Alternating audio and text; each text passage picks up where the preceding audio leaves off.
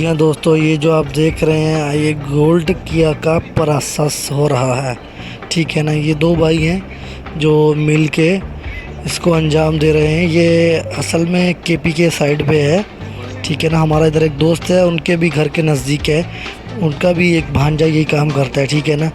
یہ gold process کر رہے ہیں گولڈ نکالنے کے لیے، ٹھیک ہے نا۔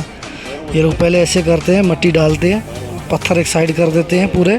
جو بڑی بڑی مشینیں کر رہی ہیں لیکن ان کی ہمت ہے، یہ خود سے کر رہے ہیں، اس میں خرچہ کم ہے۔ یہ جو نیچے میٹرس تھا نا، اوپر سے مٹی جا رہی تھی، مٹی پوری آگے چلی گئی تھی۔ ابھی انہوں نے کیا کیا، ابھی یہ میٹرس سے نکال رہے ہیں، پھر اس کو ایک اور میٹ ہے اس کے اوپر ڈال کے، پانی ڈال کے مٹی سائڈ کرتے رہیں گے۔ گولڈ پورا نیچے بیٹھا رہے گا، جتنا بھی گولڈ ہوگا وہ نیچے بیٹھا رہے گا، ٹھیک ہے نا۔ بعد میں کیا کریں گے، یہ دیکھیں، یہ ابھی نکل رہا ہے، یہی گولڈ پورا جتنا ہوگا نکال کے سائڈ کر لیں گے۔